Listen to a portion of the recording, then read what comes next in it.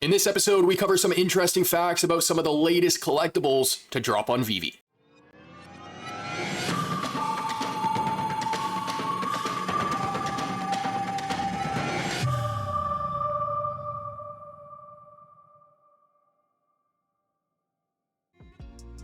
Now, several of our latest videos have been about the VeVeverse. I want to take our attention back to the app now, and we're going to cover 7 collectibles in today's episode, from vehicles to characters to stamps, and hopefully some things you guys don't know about them. So as always, if you guys enjoy the content, please take a moment to like and subscribe. So first up on today's list, we have the Lamborghini Gallardo. What a beautiful car, and an interesting one they've dropped on the platform. I'll explain why. But the Gallardo is going to be named after a famous fighting bull that was known for its strength, and it was Lamborghini's first production car to feature a V10 engine. This model was actually developed during Lamborghini's ownership by Audi. Yes, Audi, not Audi. And it shares some of the same components with Audi's vehicles. Now, the first Lamborghini that ever dropped on VeVe was the Huracan, and that model actually replaced the Gallardo. Lamborghini and Audi's relationship has only gotten stronger. They're actually owned by the same group. And so the Huracan today actually has the exact same engine as Audi's top performing sports car, the R8. Now, the Gallardo is actually one of the best selling Lamborghinis of all time, with over 14,000 produced in its 10-year run. And there are also special editions, which is why I find this model so interesting on VeVe, because if you look at all of the previous ones, the Huracan, they dropped the Evo STO, which is the special edition of the standard Huracan. They then dropped the Murcielago SV, which is the special edition version of the standard Murcielago. Then they dropped the Aventador SVJ, which is the special edition version of the standard Aventador. So here, VeVe did drop the standard version of the Gallardo, but there are special editions like the Superleggera, which I hope to see in the future. The factory color for that car is like this mint green. It's got some different decals on the body of the car. It's got a different front fender. It's got a spoiler in the back, different aerodynamics, some more horsepower, but it was definitely one of my favorite cars growing up as a kid. Now, sticking with the theme of cars, we're heading over to Maserati with the MC12. Here's an interesting story. So before the MC12 was even conceived, Maserati engineers were testing an early version of what would become the Ferrari Enzo. So keep in mind, Ferrari and Maserati are owned by the same group. When Ferrari refined their own design, Maserati was given access to the platform to create the MC12. It actually ended up being both longer and wider, and the extra length and aerodynamics were specifically tuned for racing rather than road use.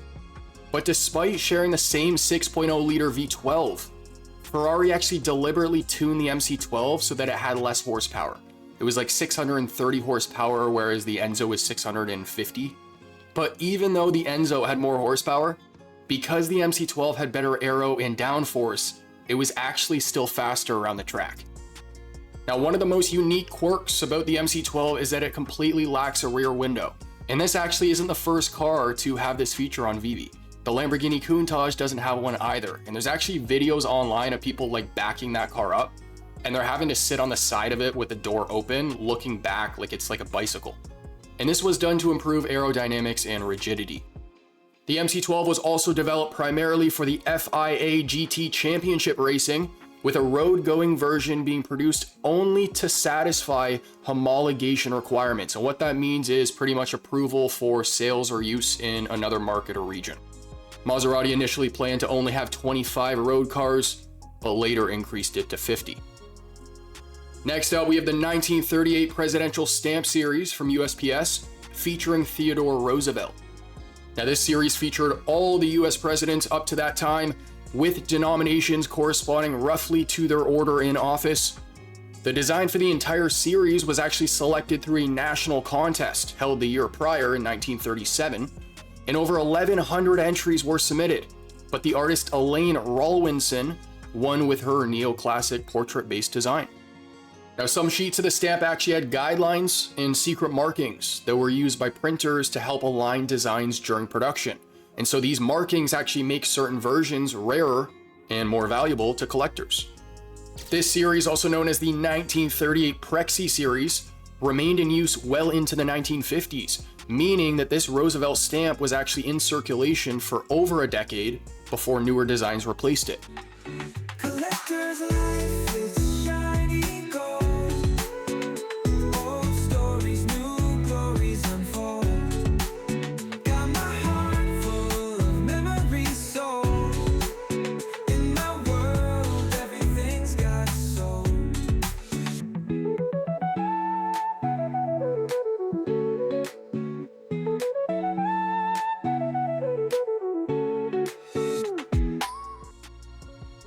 Now moving over to Disney, we have some very interesting facts about one of their most iconic films ever, Bambi.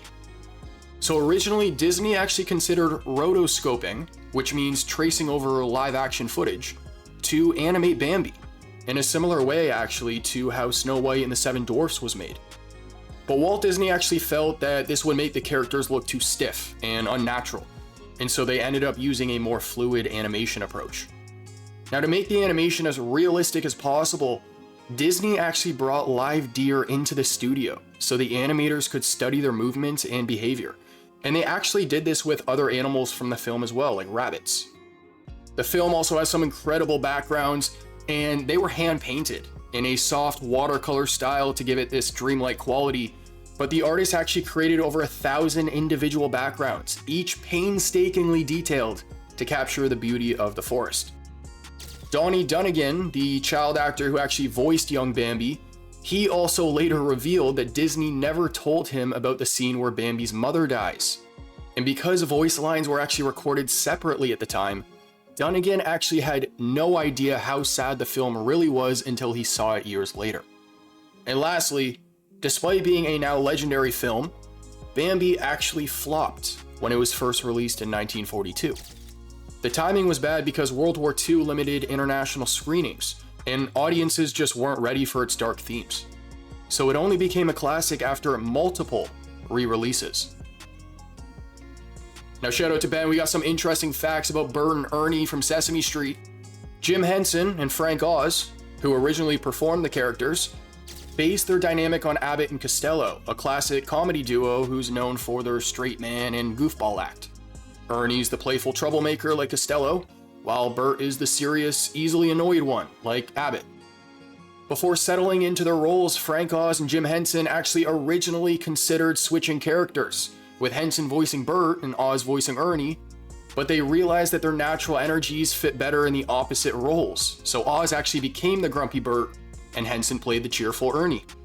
Now, a fun fact about each character, Ernie's famous song Rubber Ducky was so popular that it became a Billboard Top 40 hit back in 1970, reaching number 16 on the charts. To this day, it remains one of the few children's songs to achieve mainstream radio success. One of Bert's most famous catchphrases, "Ernie, would you please stop that?" was completely unscripted. Frank Oz improvised the line while recording, and it became one of Bert's signature reactions. The last collectible on today's list is Galactus. Did you know that when Jack Kirby first designed the character back in '66, he originally envisioned him wearing a full suit of armor with a helmet that looked more like a medieval knight's visor? Comment down below if you would have preferred that. Now, to most beings, Galactus appears as a massive humanoid figure in purple armor, but that's because everyone sees him differently. His true form is incomprehensible, and each species perceives him in a way they can understand. So humans see him as a giant armored being, the Skrulls see him as a massive Skrull deity, and the Silver Surfer once saw him as a pure cosmic energy. There was actually a point in Marvel Comics where Galactus evolved beyond his hunger, and he actually became an abstract being known as the Lifebringer, where instead of destroying planets, he actually restored life to them. It wasn't long before he reverted back to his old ways, but despite being a near omnipotent cosmic being, Galactus was actually defeated by Squirrel Girl. Yeah, a character known for humorously beating impossible odds. Instead of fighting him, she convinced him to eat a planet full of nuts instead of devouring Earth. So this technically makes her one of the few heroes to have ever defeated Galactus without violence. I actually only recently learned about Squirrel Girl through Marvel Rivals, but what a way to learn more about her, and what a way to round the episode off. Ladies and gents, that is going to conclude today's episode. I really hope you enjoyed. We talked about vehicles, characters, and stamps, all of which have dropped on VeVe in the past several weeks. And of course, if there's any other collectibles you guys want me to cover in future episodes, let me know.